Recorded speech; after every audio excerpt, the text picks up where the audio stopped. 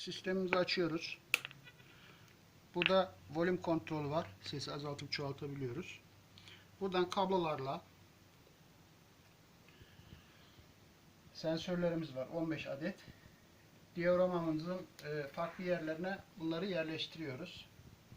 Mesela ilk sensörümüz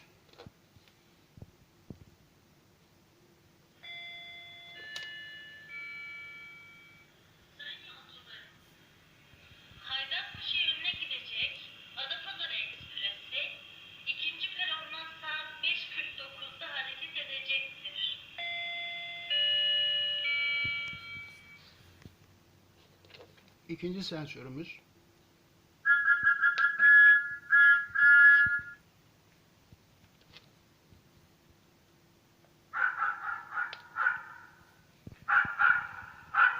Diyaframımızda bir köpek modeli falan varsa bu sensör gördüğünde köpek yakınlarında bu ses çıkıyor.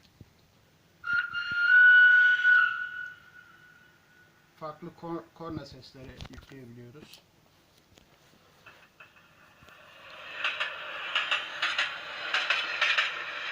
Geçitlerdeki ses.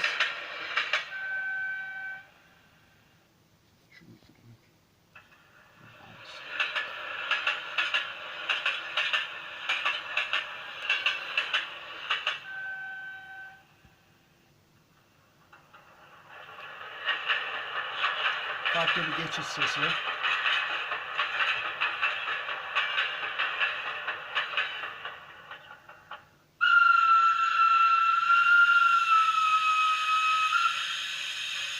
Buharlılar için ayrı sesler.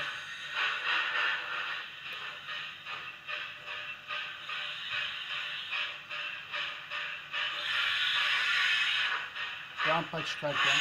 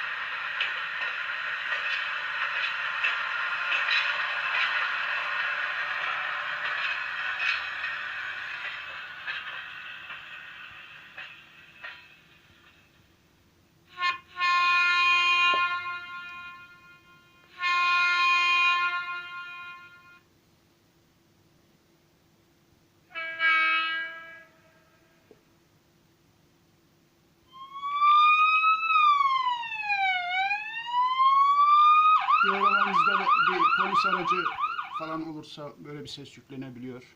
Bir cami olursa